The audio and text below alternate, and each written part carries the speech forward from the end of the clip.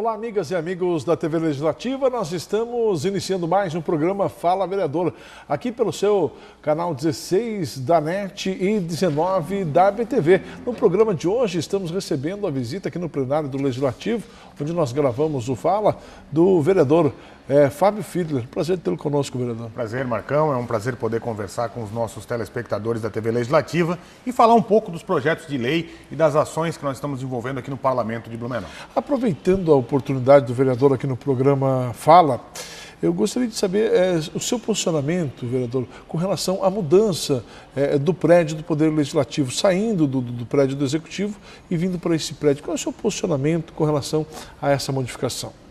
Bem, eu acho que é uma questão superada. A Câmara necessariamente precisa da sua identidade própria, do seu local, né? Enfim, da sua sede na cidade de Blumenau. Acho que estar junto com a Prefeitura não é salutar, nem para os poderes e nem para a compreensão da população em relação a isso, né? Agora, a forma, né, o jeito que isso aconteceu, né, eu acho que muitas pessoas questionam, e questionam com razão, a atuação, a forma com que isso foi conduzido pelo ex-presidente Jovino e o seu diretor, o Raimundo Metti, e como foi aceito pela atual mesa diretora. Acho que isso é legítimo, né? Existe esse questionamento, e eu acho que essas pessoas devem ser questionadas em relação a esse assunto. Eu fiz uma averiguação em relação da questão legal, né, de contrato que foi executado, e no meu entendimento não teve nada que desabonasse o contrato. Agora, os questionamentos são em relação à forma, né, que foi feito de forma atropelada, no meio da eleição, no final do ano, e o valor do aluguel, que é caro para os padrões, segundo as críticas que são feitas. Mas repito para você, em relação à análise documental, no meu entendimento não se encontra nada de irregular. Por que é importante sair do prédio da Prefeitura? As pessoas precisam ter a compreensão que o Poder Legislativo ele é independente do Poder Executivo, né? Muitas pessoas que procuram e que encontram a gente na rua perguntam: e aí, como é que está o trabalho lá na Prefeitura? Né? A gente consegue conversar lá na Prefeitura sobre isso, sobre aquilo? Quer dizer, as pessoas acham que o vereador é um servidor da Prefeitura, né? E não é verdade. O vereador é o representante legal da população, eleito legitimamente, né, constituído, e que presta serviço a um poder independente que é o Poder Legislativo. Isso precisa se transferir também para a realidade física da ação.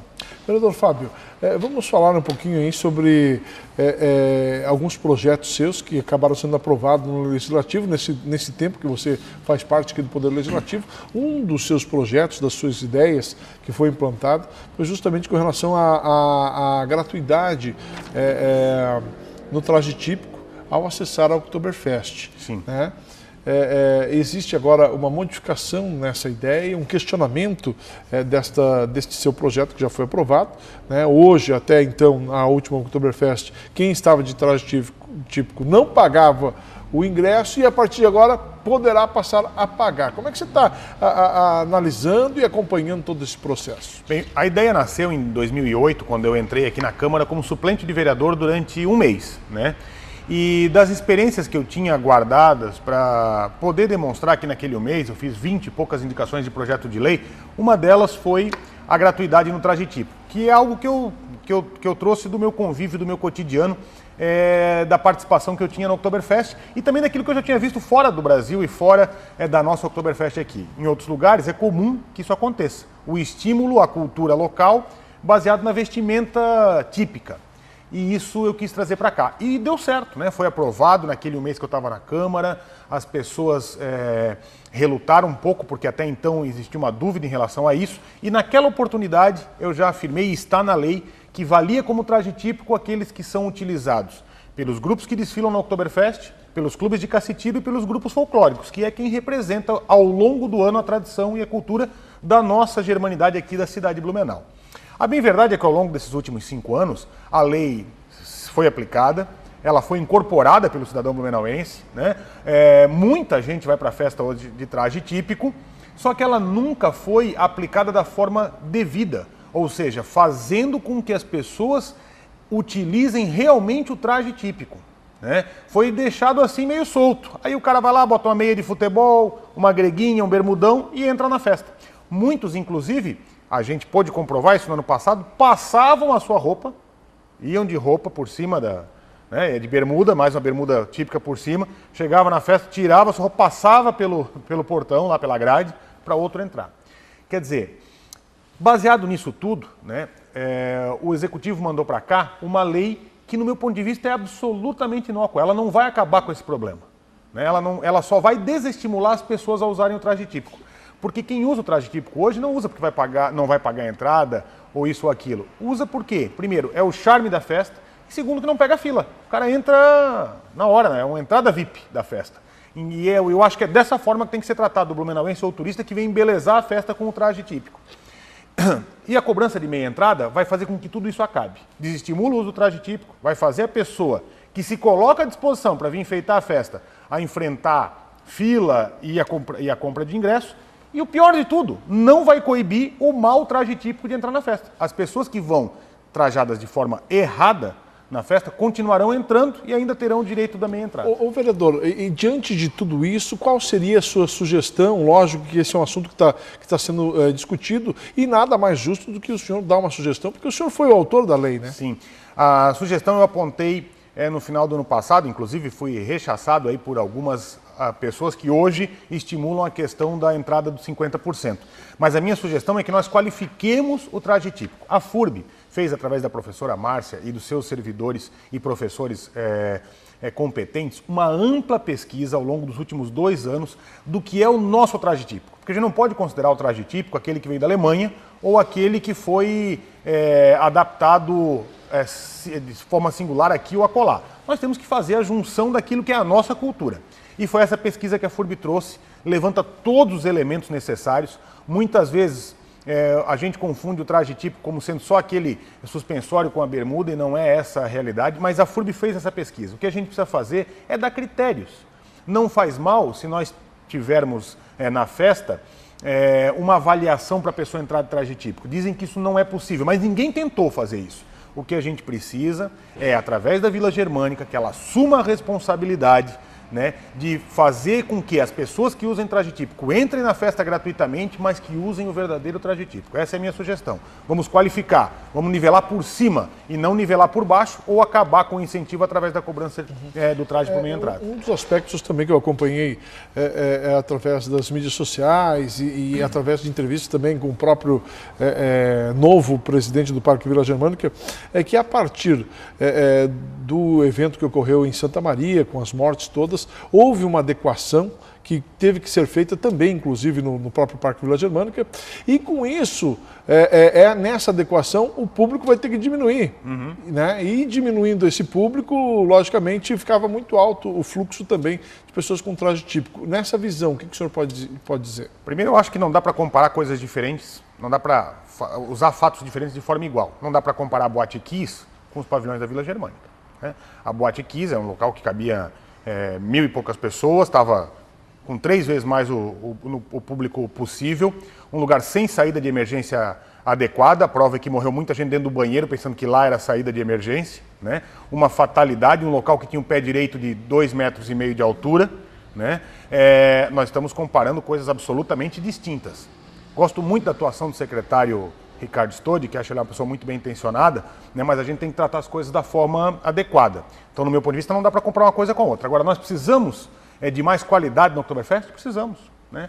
E vai ao encontro do que eu te falei. Se nós qualificarmos, né, a entrada gratuita do traje típico a pessoas que se dispõem a ir lá embelezar a festa, acaba esse problema, né? Nós não precisamos taxar, não precisamos diminuir o número de pessoas que vão entrar com traje típico. Nós precisamos qualificar, ter pessoas que vão realmente tipicamente trajadas. Isso aí já transformaria significativamente, vai exatamente ao encontro do mesmo discurso do secretário, né? Nós transformaríamos significativamente a qualidade das pessoas que entram em traje típico. E lhe digo mais que isso, né? Quem tem que dar o número exato, e parece que chegaram ao número aí de 39 mil pessoas aproximadamente, noite na festa, é o Corpo de Bombeiros, né? E esse termo de ajuste que foi feito com o Ministério Público, Corpo de Bombeiros e tal, precisa ser amplamente divulgado, né? Porque corre-se o risco de, com todas essas alterações que estão sendo propostas por pessoas que têm um entendimento parcial da festa, de ela acabar sofrendo bastante com essas alterações. Aproveitando o case Oktoberfest, também existe aí a nova proposta de diminuição do tempo do desfile e do número de pessoas que irão desfilar. Qual é o seu posicionamento? Eu sou contra porque acho que a gente não pode, de novo, tratar os iguais, Marcão, de forma diferente. Como é que eu vou estabelecer um rodízio para os grupos de amigos, como chama a Secretaria de Turismo, os grupos autônomos que desfilam no Oktoberfest, que se doam, que programam, que fazem a alegria do desfile, como é que eu vou estabelecer um rodízio com eles e não estabelecer, por exemplo, com a Planeta Péia, né? Que também se trata de um grupo de amigos e que não entram no rodízio. Como é que eu vou comparar um clube de cassitiro? Vamos usar aqui o cassitiro do vereador Roberto Tribes, lá que ao longo de todo o ano Fortaleza Tribes faz atividades culturais, com o Tabajara, por exemplo, que é um clube que, apesar de ser o primeiro clube de cassitiro da cidade, ao longo do ano, cá para nós, não executa as atividades tradicionais, culturais de um clube de cassitiro. Tem a sua atividade social de clube, que eu acho fantástica, mas para esses não houve rodízio. Então, o desfile do Oktoberfest não é uma marcha, né? O desfile do Oktoberfest é a alegria, é o contagiar. O desfile é feito dos blumenauenses para os blumenauenses, dos blumenauenses para o turista. Estão tentando tirar de dentro do desfile as pessoas que, ao longo desses 30 anos, transformaram essa que é hoje a maior atração da nossa festa, que é o desfile. E, inclusive, ele vai também ao encontro do discurso secretário. Se nós precisamos minimizar, né, as dificuldades de dentro da festa, por que não aumentar, melhorar as atividades que são fora da festa, como é o caso do desfile? A minha opinião, ao invés de encurtarmos, deveríamos aumentar o desfile do Oktoberfest.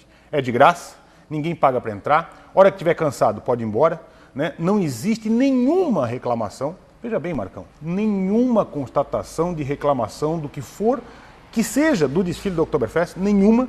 E estão querendo mexer em algo que está dando certo. No meu ponto de vista, é uma ação equivocada, poderia ser construída de forma mais adequada, poderia ser discutido com aqueles que participam. Lhe pergunto, a nova equipe que está lá, à frente agora da Vila Germânica, para organizar o desfile do Oktoberfest, né, muitos deles absolutamente novos na organização do desfile, tem mais experiência do que aqueles que desfilaram ao longo desses 30 anos?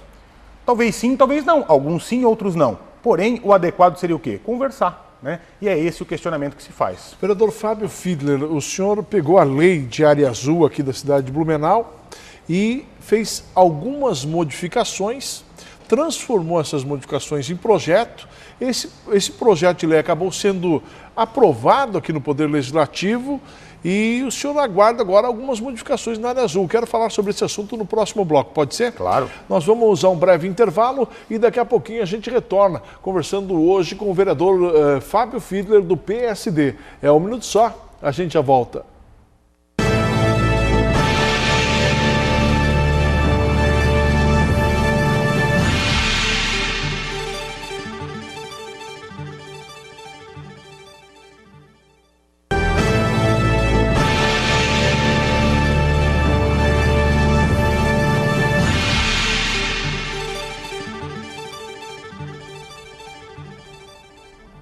Nós estamos de volta no programa Fala Vereador. Muito obrigado pelo carinho da sua audiência. Este programa tem por objetivo discutir e debater assuntos de interesse da nossa sociedade com os parlamentares. Para você que não acompanhou o primeiro bloco, nós estamos conversando hoje com o vereador Fábio Fiedler, do PSD. Vereador, no bloco passado eu falava aí sobre as propostas de modificações que o senhor apresentava no que diz respeito à área azul. Essas propostas o senhor transformou em projeto de lei, né, e acabou sendo aprovado aqui pelos seus pares, pelos demais parlamentares, e agora o senhor aguarda algumas modificações na área azul. Quais foram as propostas que o senhor acabou apresentando? Bem, ao longo dos últimos anos, nós discutimos uma nova lei da área azul aqui na Câmara na legislatura passada. Essa nova lei transformou, né, uma área azul que era deficitária numa área azul propositiva, dando inclusive a oportunidade do município instalar, ainda não o fez, mas instalar equipamentos eletrônicos para facilitar a vida do usuário e do contribuinte. Pois bem, a área azul, que é uma lei que tem por objetivo dar rotatividade ao estacionamento público do centro da cidade, precisava ser refinada no meu ponto de vista. E foi isso que eu fiz, né? A gente tem uma série de modificações que são pontuais, mas que ajudam em muito a comunidade. Vou dar um exemplo para você. Hoje, a área azul ela é só sinalizada de forma vertical, ou seja, com placas. E as placas têm muitas coisas escritas, então muitas vezes as pessoas acabam se confundindo. Não veem o que quando o estacionamento é só para moto ou coisas nesse sentido. E acabam sendo depois penalizados. A minha sugestão é que nós façamos também a sinalização horizontal, como são as vagas hoje demarcadas para idosos, deficientes físicos, que elas se estendam também para os carros. Dessa forma a gente organiza melhor também. Existem lugares que cabem 3 carros, por exemplo. Como não há demarcação horizontal, os motoristas, de forma desapercebida, acabam estacionando no meio de 2 vagas e tirando uma vaga que poderia ser utilizada. Então são pequenas alterações que acabam melhorando, transformando o processo. Outra delas é uma questão de justiça, que a gente precisava primeiro ver se ia funcionar ou não com a implantação do novo sistema de cartão. Como o novo sistema de cartão funcionou, né, agora a gente pode fazer o fracionamento da área azul, que é justiça, ou seja, se o contribuinte vai só pagar uma conta numa loja, achou uma vaga em frente à loja, vai lá, pagou e voltou, ficou 15 minutos estacionado, ele é obrigado a pagar 1 hora. Então, com a alteração, a gente fez o fracionamento de 15 em 15 minutos. Ele pode escolher se quer ficar parado 15, 30, né, 45, 1 hora e assim sucessivamente, num período máximo de 3 horas. Né? Então, essa é uma modificação também que, no meu ponto de vista, faz justiça aos usuários da área azul. Bem como a alteração que democratiza um pouco mais o acesso ao cartão.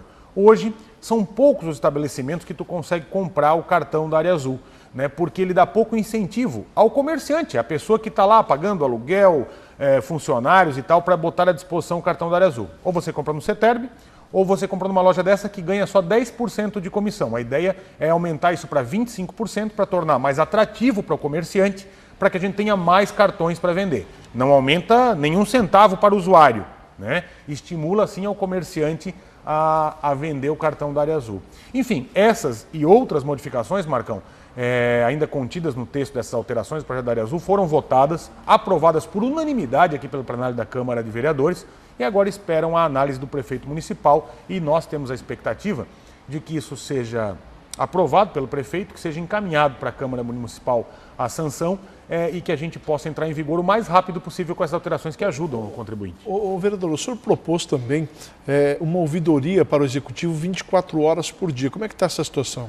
Eu também apresentei, esse é um projeto de lei que está tramitando aqui na Câmara, no seguinte sentido, todo mundo sabe que a ouvidoria do município é o telefone 156, né? Mas hoje ele funciona só no horário do expediente. Eu tive uma necessidade, né, de acionar o abrigo municipal, porque encontrei esses dias, ainda mais nesses dias de frio, encontrei uma pessoa, infelizmente, dormindo embaixo de uma marquise, lá no bairro Água Verde. Apresentei as imagens, inclusive, na Câmara Municipal. E aí quis acionar o abrigo e não consegui, porque não existe a informação adequada. Se eu que sou vereador tive dificuldade em conseguir fazer esse acionamento, acabei ligando para o vereador Mário e resolvendo o problema, mas imagina um cidadão comum que vê uma situação errada na cidade e precisa chamar alguém da prefeitura. Não sabe para onde ligar. Então a ouvidoria 24 horas daria a condição necessária para que qualquer cidadão, ao ver qualquer coisa de errado ou que necessita de um caminhamento imediato, hora do dia, possa fazer. Pelo menos vai colocar ali e vai aguardar uma resposta. Exatamente. Né? Isso seria 24 horas. Isso aí. Está tramitando o projeto? Está tramitando o projeto, está em fase de análise da Comissão de Constituição e Justiça e a gente quer a celeridade do projeto. Né? O vereador, o senhor apresentou aí um projeto aí de lei que trata do cadastro das zonas Wi-Fi. Quem usar a zona Wi-Fi tem que fazer um cadastro para ter acesso à rede. Né? Esse projeto acabou sendo aprovado aqui, mas no Executivo ele não foi aprovado, foi vetado pelo prefeito? Foi vetado pelo prefeito. Então, no meu ponto de vista, assim, é algo decepcionante, né? Porque nós tivemos uma longa discussão na legislatura passada com a presença do então vereador Napoleão Bernardes para a gente fazer o cadastro nas lojas que disponibilizam acesso à internet, seja num cybercafé, numa lan house, né? Em algum lugar onde tem a utilização da internet, foi obrigado por lei municipal, estadual e federal que as empresas fizessem o cadastramento devido das pessoas que usam isso aí para evitar o quê? Principalmente o combate à pedofilia, ao assédio a menores, ao assédio sexual a menores. Qual é a intenção do meu projeto? Era que nós expandíssemos isso também para as empresas que dão esse tipo de serviço de forma gratuita. Vou lhe dar um exemplo positivo. A FURB, por exemplo. A FURB tem o Wi-Fi gratuito. Quando se cadastra a primeira vez, tu é obrigado a fazer um cadastro lá eletrônico, né? Não tem custo nenhum. Tu digita lá teu nome, teu CPF certinho e tal, deixa lá arquivado. A próxima vez que tu utilizares com o mesmo computador aquela rede, a rede já sozinha já reconhece que é você e sabe que é você que está utilizando. Certo. Se necessário for, vão poder pegar os teus dados para mostrar que tu cometesse algum crime, por exemplo, de pedofilia. E isso seria estendido para os demais lugares que dão essa possibilidade do trabalho em Wi-Fi de forma gratuita. Também não teria nenhum custo para a população, só proteção à comunidade. e infelizmente foi vetado pelo prefeito municipal. No próximo ano eu posso renovar a discussão e mandar novamente o projeto para lá. Foi criada uma frente parlamentar aqui, vereador, da micro e pequena empresa aqui no Legislativo. É a primeira vez, na verdade, que o Legislativo cria aí uma frente para incentivar a micro e pequena empresa. O senhor faz parte, está à frente dessa frente parlamentar aí? Sim, essa será, Marcão, uma das grandes bandeiras que eu vou levantar ao longo desse meu segundo mandato de vereador. Certo. É fazer cumprir a Constituição no que diz respeito ao tratamento diferenciado para micro e pequenas empresas na cidade de Blumenau. Isso é algo garantido pela Constituição, já existe uma lei federal, a Lei 123, que regulamenta essa situação. O governo do estado de Santa Catarina está desenvolvendo a Lei Geral da Micro e Pequena Empresa. O próprio governo federal vem tratando ações, como é o caso do MEI, do microempreendedor individual, de forma consistente em todo o Brasil, né? Essa é uma ação que não tem bandeira política, não tem bandeira partidária, ela é uma ação de categoria profissional. Hoje, em Blumenau, as estatísticas são altas. 98% da nossa economia formal é feita através de micro e pequenas empresas. No Brasil, esse número chega a 90%, ou seja, a maioria absoluta, né, da economia brasileira é feita através da micro e pequena empresa. Só que o problema é que hoje toda micro e pequena empresa passa pelos mesmos entraves burocráticos de uma grande empresa. Toda micro e pequena empresa tem que despender de forma financeira absolutamente o mesmo valor do que uma grande empresa. E muitas vezes isso acaba desincentivando as pessoas a formalizarem o seu negócio e levando as pessoas para a informalidade. Se menos gente está na formalidade, menos gente recolhe impostos, mais caros são os impostos. Então nós precisamos fazer valer isso. E como é que eu quero trabalhar isso no meu mandato, Marcão? Eu quero, formando a frente parlamentar, ela nasceu, na realidade, de uma ideia que veio de um projeto de lei do Executivo que não contemplava as micro e pequenas empresas, e eu tive esse clique, fiz uma emenda, consegui acordar com o governo e isso despertou a AMP. Então eu vou trazer, a ideia é trazermos a frente parlamentar a ativa, incentivarmos a participação dela junto com quem conhece as políticas de micro e pequena empresa, que é a nossa pioneira, a AMP, a Associação das Micro e Pequenas Empresas da cidade de Blumenau, e a partir de então envolvermos FAMPESC, envolvermos o governo do estado, envolvermos a prefeitura e termos Blumenau a garantia de que, termos em Blumenau a garantia de que aqui a Constituição será respeitada no que diz e no que trata a lei que garante o tratamento diferenciado às micro e pequenas empresas. O vereador, rapidamente, antes da gente encerrar, eu gostaria que o senhor falasse um pouquinho, o senhor faz parte da Comissão de Constituição, Legislação e Justiça aqui da Casa, mas também o senhor está fazendo parte de uma comissão temporária que trata aí sobre Foz do Brasil. Como é que está essa situação?